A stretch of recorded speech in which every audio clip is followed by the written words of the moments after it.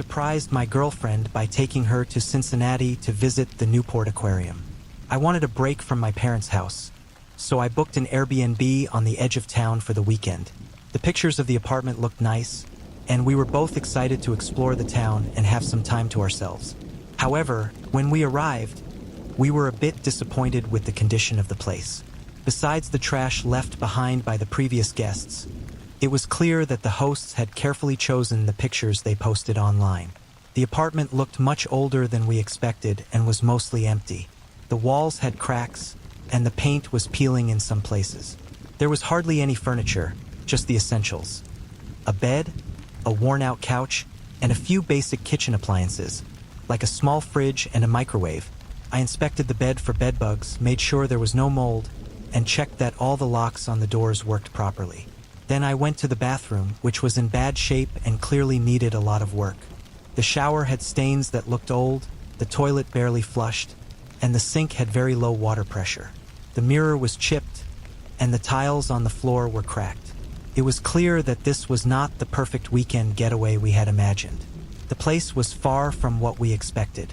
After our first day of exploring the town, we were both exhausted and got into bed. About an hour later, as I was tossing and turning, I realized I needed to use the bathroom. When I went in, I sat down on the toilet and took out my phone to scroll through social media. That's when I noticed something strange. Out of the corner of my eye, I saw something moving. It was a little unsettling, and I couldn't quite figure out what it was at first. So, I looked up from my phone and saw that the bathroom door had opened on its own and was slowly moving until it stopped with a creak against the shower curtain. I froze for a moment trying to figure out what was going on, and thought it might just be a draft. I was convinced that was the reason until I noticed that the shower was now running. The loud sound of water rushing out of the shower scared me. Sitting on the toilet with my pants around my ankles, I was terrified and couldn't move. After about 7 seconds, I finally stood up and turned off the shower. Shaking, I went back to my room and locked the door behind me. My girlfriend, who had slept through the whole event, woke up when she heard me rushing to close the door. I told her everything that had happened, from the door moving on its own to the shower turning on by itself. I was so shaken that I couldn't calm down. My mind was racing all night, and I was too scared to sleep. I kept my eyes fixed on the door, as if expecting something else to happen. I buried myself under the blankets, pulling them tightly around me, and covered my ears to block out any sounds. I was trying hard to convince myself that nothing else would happen, but I was still terrified. I managed to get through the night, and when the sun came up, I felt brave enough to check things out. I had left the bathroom door open, forgotten to flush the toilet, and the tap was still dripping, as I had rushed out so quickly. I couldn't figure out why the shower turned on by itself, but the experience made me question things I hadn't believed in before. I've become more open to the idea that there might be things we can't see or understand around us.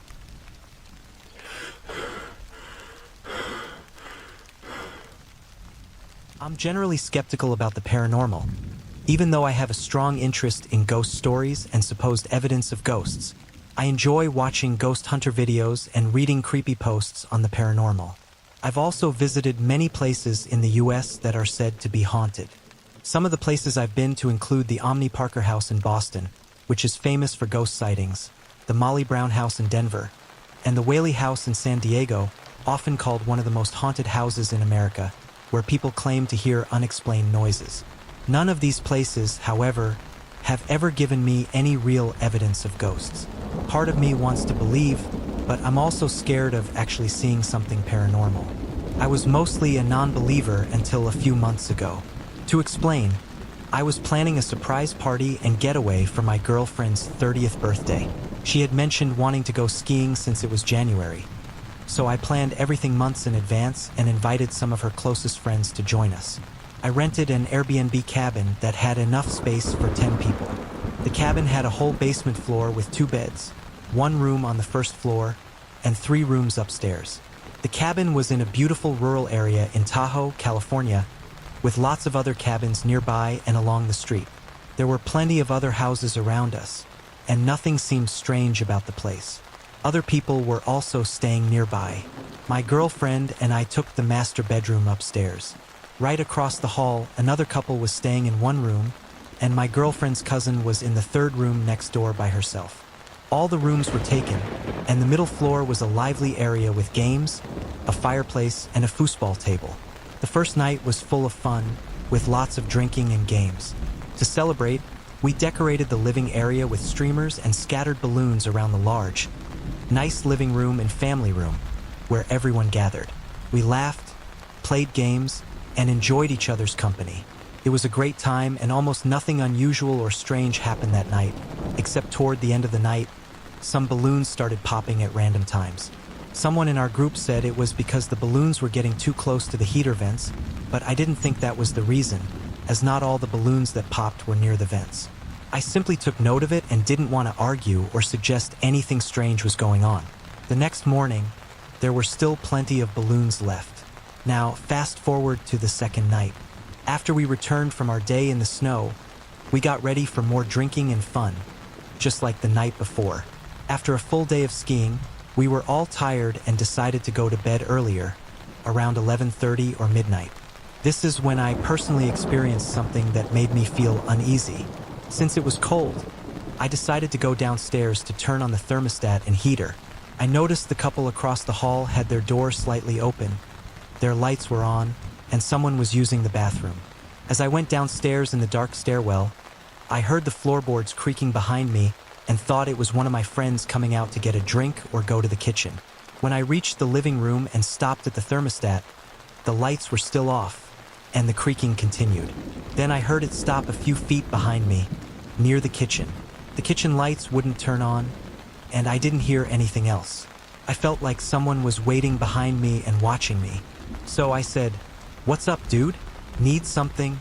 When I turned around, no one was there. I had only read about the feeling of being watched, but it was truly frightening to experience it in person.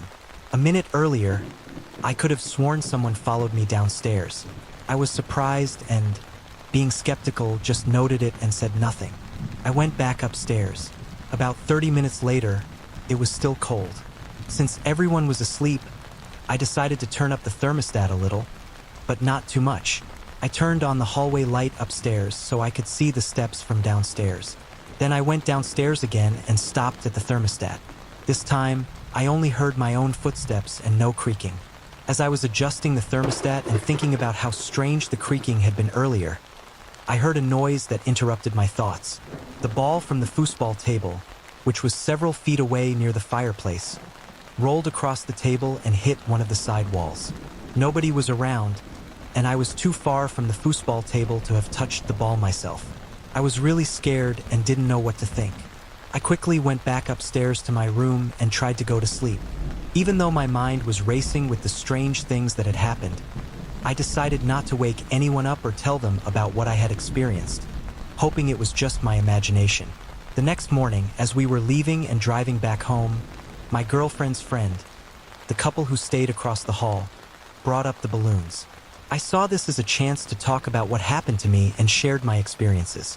When I mentioned this, my girlfriend's friend went pale, became serious, and told us that the night before, while she was still awake, she saw a dark figure standing at the foot of her bed. She said she went into a panic when she blinked and realized the dark figure wasn't a dream or a hallucination. She shook her boyfriend awake, the same person I thought followed me downstairs earlier, but by then, the figure had vanished. I was really surprised to hear this from her.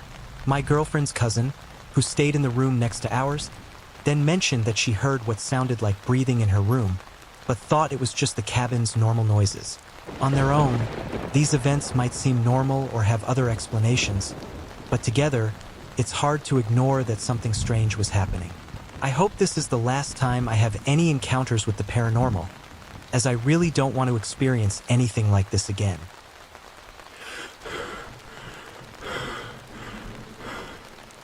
So, my boyfriend and I went to visit some friends in Richmond, Virginia with another couple, and we all decided to stay at an Airbnb for the weekend. The other couple chose a room on Airbnb that looked nice and fit our budget. However, the Airbnb they picked was a bit far from downtown, about 15 to 20 minutes outside the city center, so it was a little annoying to be that far away, even though it wasn't a huge problem. The neighborhood was nice, but when we first walked in, the house felt a bit strange, and I can't quite explain why. There was a creepy feeling I just couldn't shake. For example, when I went to put our things in the bedroom, I opened the closet and was surprised to see it completely empty except for one thing: a small chair. There were no hangers, no extra sheets, no towels. Just this little chair in the middle of an otherwise empty closet. It might not sound creepy, but standing there, it felt really weird. We unpacked a bit and then headed out to meet some friends in the city. As the day went on, it got dark, and we all had a few drinks together. By around 1:30 a.m., we felt tired and decided to call it a night. The four of us drove back to the house and went straight to bed. Normally, when I've been drinking, I sleep deeply, and nothing can wake me up. But that night was different. As soon as my head hits the pillow, I usually stay asleep until the sun comes up. I don't know why that didn't happen this time. Maybe it was because of the weird feeling in the house, but I woke up around 3 a.m. to the sound of quiet giggling. It sounded like a grown man giggling, so I thought it might be my boyfriend laughing in his sleep. But then the giggling got louder, and it sounded like it was coming from outside our window, the window right behind the bed, above our heads. I quietly got up to look out and see if anyone was there, but there was nothing. No one was outside. Then the giggling stopped, and everything went quiet. I thought about just going back to sleep, but then the giggling started again. This time, I was sure it wasn't my boyfriend or the other couple making the noise. The giggling got louder and louder until it turned into full-blown hysterical laughter, right outside our window at 3 a.m. I felt my boyfriend's hand squeeze mine, and I realized he was awake too. He asked if I saw anything outside, and I said no. The laughing stopped after about 15 minutes. We stayed up until around 4 a.m., watching the window to make sure the laughter didn't come back. The next morning, we asked the other couple if they had heard anything, but they said no. One of them suggested that maybe I just dreamt it, but it's hard to believe that both my boyfriend and I would dream about someone laughing outside our bedroom window. I'm not sure which is creepier: hearing that laughter at 3 a.m. right outside our window in a creepy house, or looking outside and finding absolutely nothing there. Maybe I couldn't see the person because they were directly under the window, but why would someone do that? Why would someone stand outside the house for 15 minutes, laughing and giggling, and then leave without a word? Fortunately, nothing else happened after that. We went back home, but to this day, my boyfriend and I still think of it as one of the creepiest things that has ever happened to us.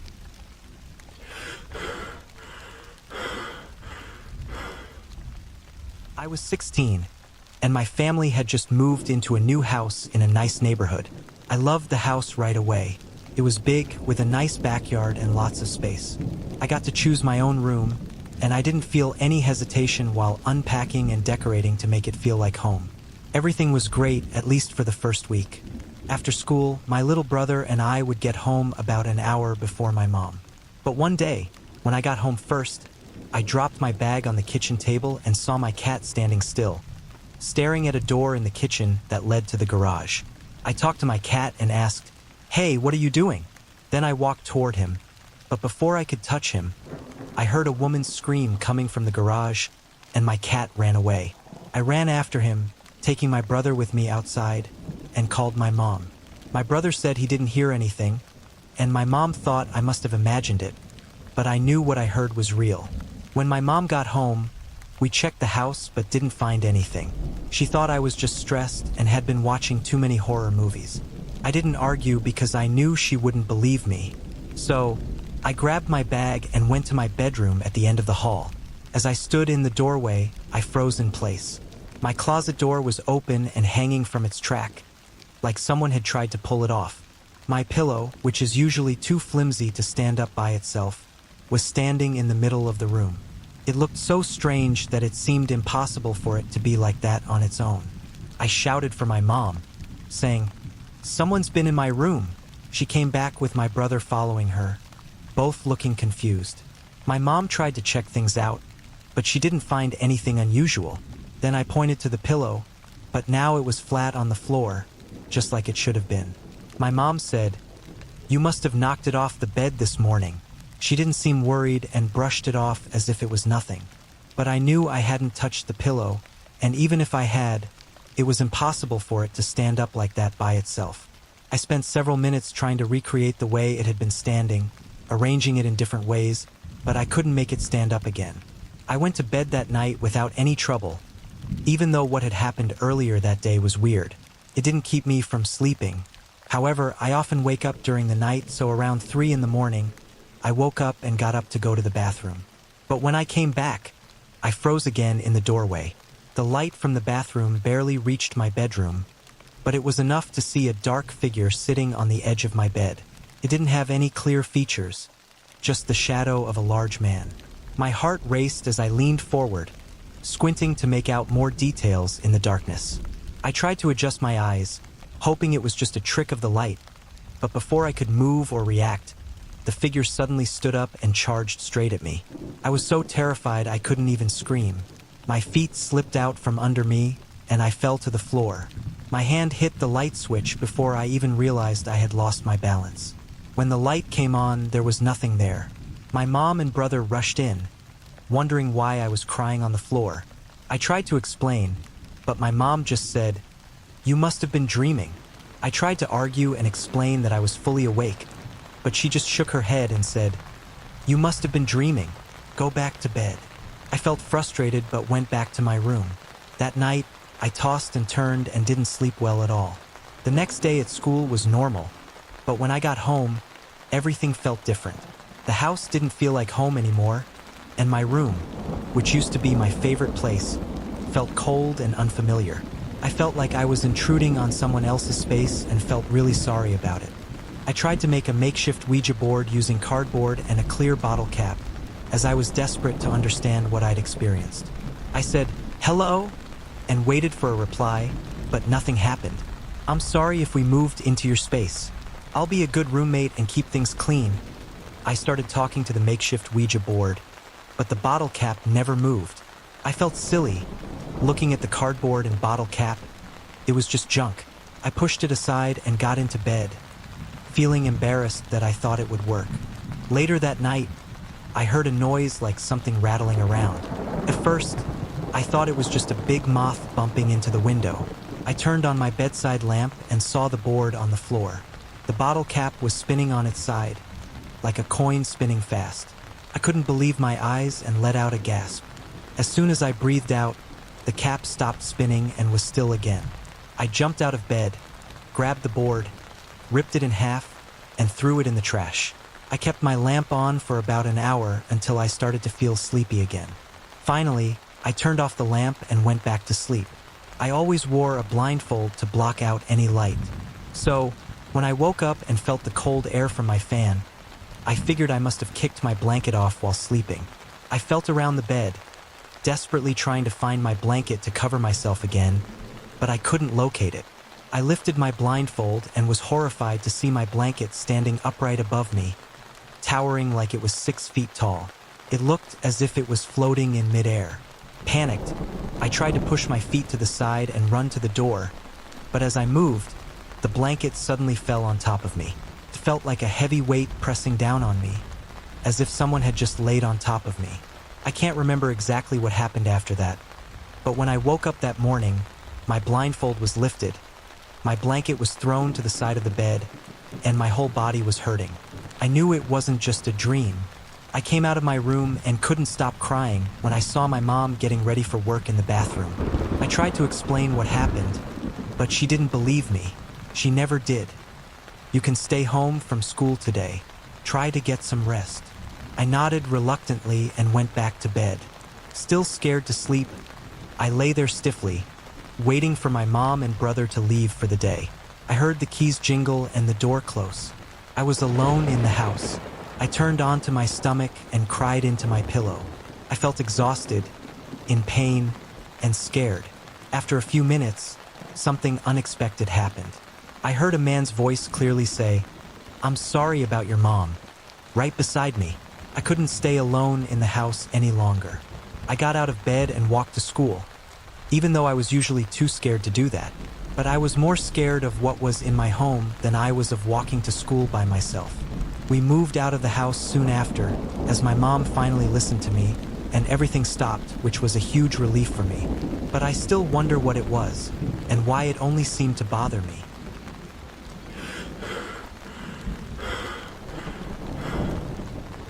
I work for a small tech company and get along pretty well with my boss, Dave. He's one of those guys who are easygoing and friendly. So when he invited me to go on a cruise with his family, I didn't think twice. It was going to be a 5-day trip just to get away from the daily grind. He brought along his wife, Karen, and his teenage son, Alex. Alex was about 16, a good kid, but you know how teenagers are, quiet and always on their phone. The first few days of the cruise were amazing. The food was great, the weather was perfect, and we had a good time exploring the different stops. There was plenty to do on board. Swimming pools, game rooms, shows. Alex mostly kept to himself, hanging around the pool and meeting a few other kids his age. Everything seemed perfect. Then, one night, things took a dark turn. I remember going to bed around midnight. My cabin was a couple of doors down from Dave's family suite. I was pretty tired after a long day in the sun, so I fell asleep quickly. The gentle rocking of the ship made it easy to drift off. At around 1:30 a.m., I was jolted awake by a loud knock on my door. Groggy and confused, I stumbled out of bed, wondering what was going on. When I opened the door, there was Dave, his face pale, his eyes wide with panic. "Has Alex come back to your room?" he asked, his voice trembling. "What? Why would he be here?" I replied, rubbing the sleep from my eyes. Dave looked at me with a mix of fear and confusion. He never came back to our room after dinner. We thought maybe he crashed here or with one of the other teens. Immediately, I felt a knot form in my stomach. Something was wrong. We both quickly got dressed and headed to the ship's customer service desk. Dave's wife, Karen, had already called them, but now we needed to make sure a full search was underway. They took it seriously, of course. A teenager missing on a cruise ship? That's no joke. Within minutes, they announced a search over the loudspeaker, and a team of staff started combing the decks. The ship was massive, like a floating city, so finding someone on it wasn't an easy task. We searched everywhere. The pool deck, the restaurants, the game rooms, the theaters, but there was no sign of Alex. As the hours passed, panic set in. I could see it in Dave and Karen's faces, and to be honest, I was feeling it too.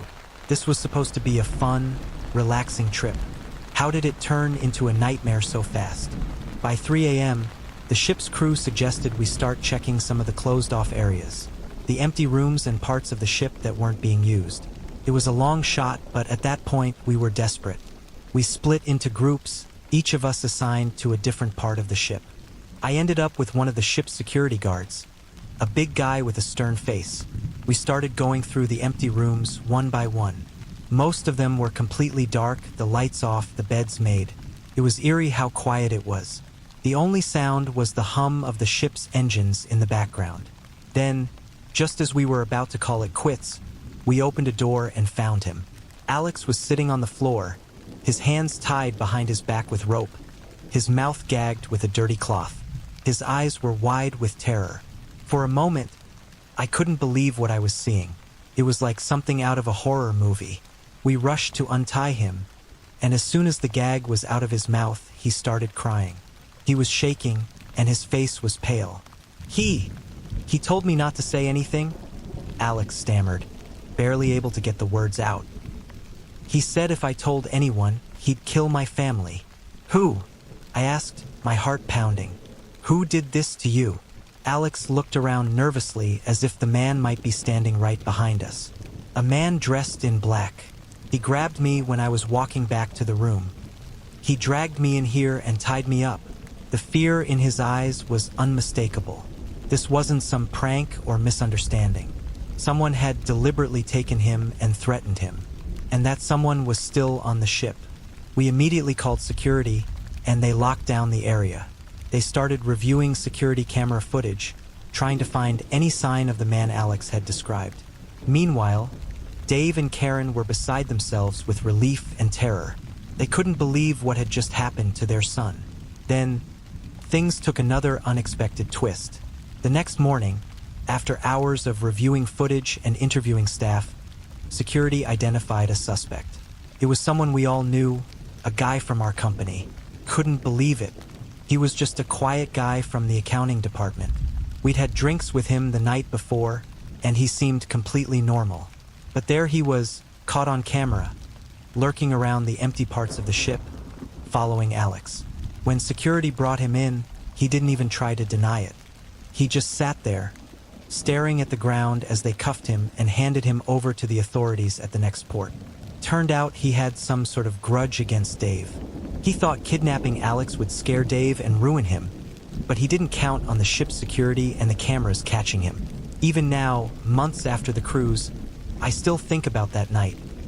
The way the ship felt so peaceful and safe, only to turn into a place of fear and danger.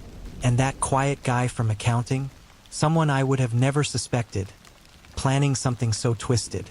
I'm not sure I'll ever be able to set foot on a cruise ship again. The ocean may be vast, but nowhere is safe when you don't know what kind of monsters might be hiding in plain sight.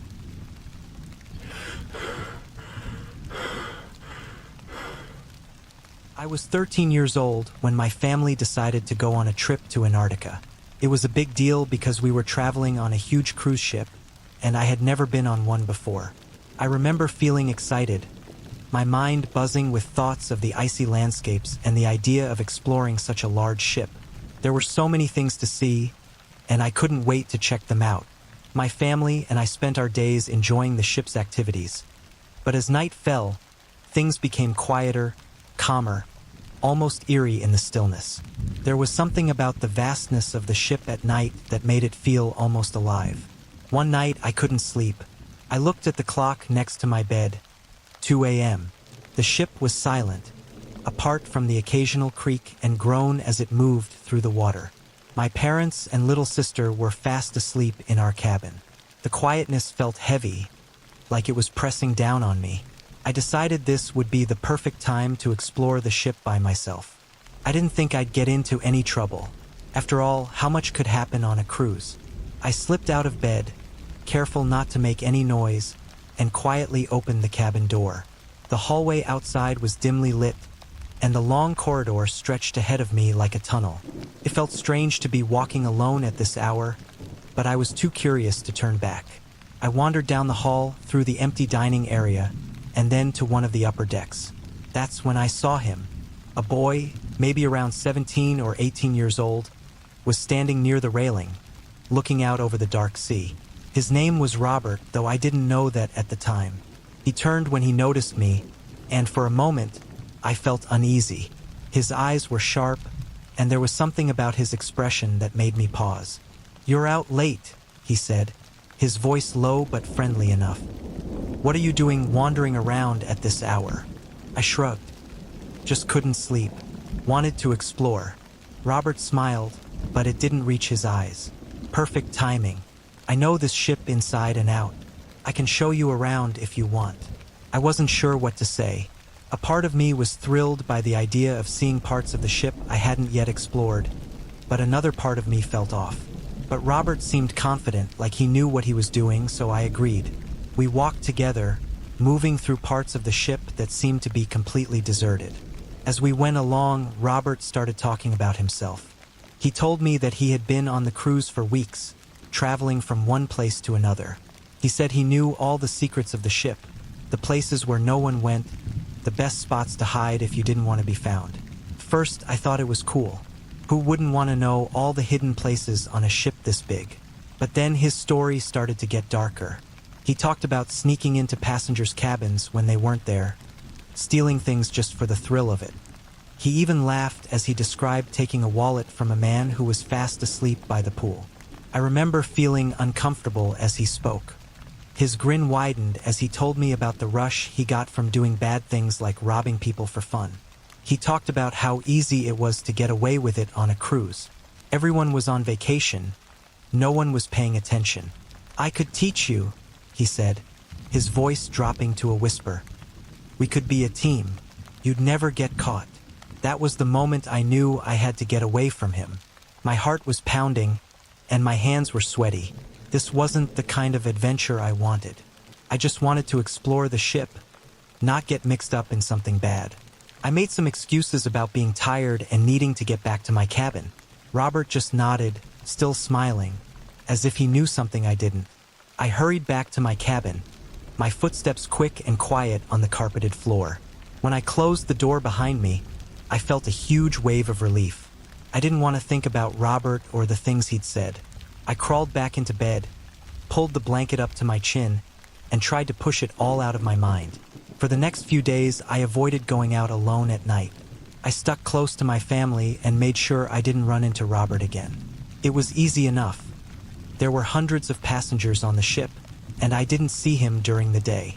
Then something happened that I'll never forget. A man was caught stealing from a wealthy businessman on the ship. He had stolen a gold watch, something very valuable. I overheard some of the adults talking about it, saying that the thief had been arrested and was being held by the ship security until we reached the next port. My heart sank when I heard them mention the thief's name. It was Robert. If I had stayed with him that night, if I had accepted his offer to team up, I might have been caught too.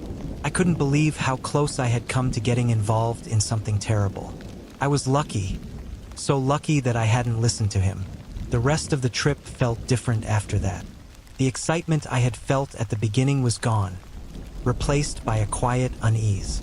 I stayed with my family and made sure I was never alone again. The cruise was beautiful, and the sights were incredible, but I couldn't shake the feeling that I had narrowly escaped something very dangerous. I never saw Robert again after he was arrested, and I was glad.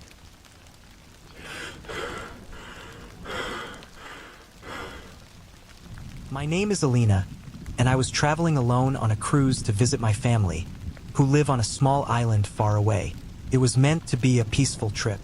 I had been looking forward to this journey for weeks, imagining the cool ocean breeze and quiet days at sea.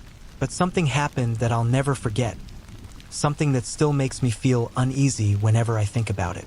It was my second night on the cruise, and I was already feeling a little unsettled.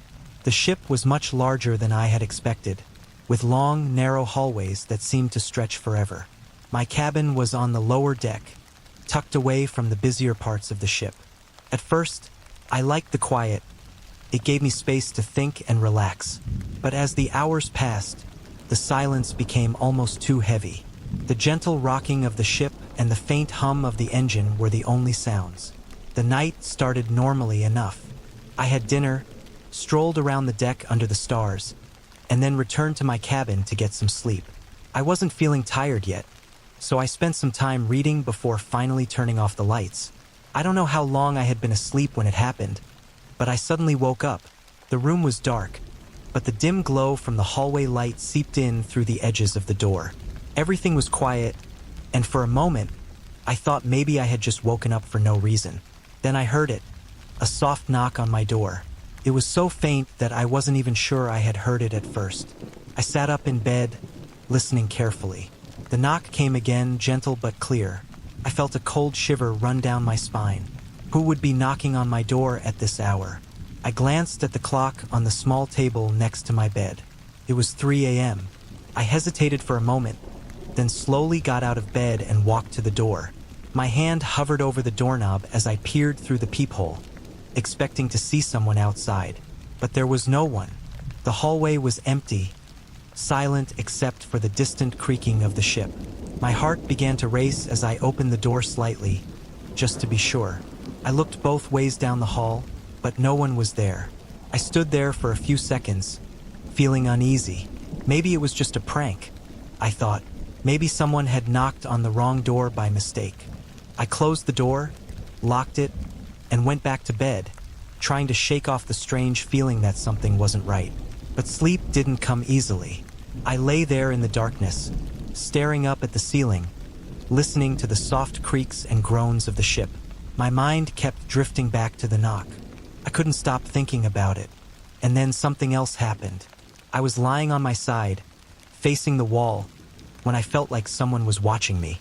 It was an odd feeling, one I couldn't explain. My body froze, and I slowly turned my head to look around the room. That's when I saw him. There, standing in the corner of my room, was a man. Or at least it looked like a man. He was tall and shadowy, his features hard to make out in the dim light. But I could see his eyes.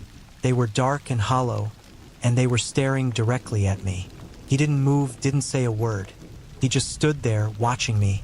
My heart pounded in my chest, and I could barely breathe. I wanted to scream, but the sound caught in my throat. I couldn't take my eyes off him, frozen in terror. It was like my body refused to move. Finally, I gathered enough courage to leap out of bed. I didn't care about anything else. I had to get out of that room. I bolted for the door, fumbling with the lock before pulling it open and running out into the hallway. I didn't stop running until I reached the lobby, where a few of the crew staff were still awake. I was shaking, gasping for breath, and when I told them what had happened, they immediately sent security to check my room. I followed them back, staying a few steps behind, my heart still racing. When they opened the door, the room was empty. There was no one there. The man, the shadowy figure I had seen, was gone. The security team tried to assure me that it was probably just a dream, or maybe I had imagined it, but I knew what I had seen. I knew that man was real, or at least he had been. Later that day, one of the workers on the ship approached me. He seemed hesitant at first, like he wasn't sure if he should tell me what he knew, but eventually he spoke. He told me that the room I was staying in had a history. Years ago, a man named Hendrik had died in that very room. The details of his death were unclear, but ever since then, strange things had been reported by guests who stayed in the room. Some heard knocking, others saw shadows, and a few, like me, had seen the man himself. As he spoke, a chill ran down my spine. It was the same room, the same corner, where I had seen that figure standing. Couldn't believe it. I couldn't stay in that room any longer, so I asked to be moved to a different cabin. For the rest of the trip, I couldn't shake the feeling that something was still watching me. When I finally reached my family's island, I felt a wave of relief wash over me. But even now, whenever I think back to that night, the memory of those hollow eyes staring at me in the darkness still sends chills through my body.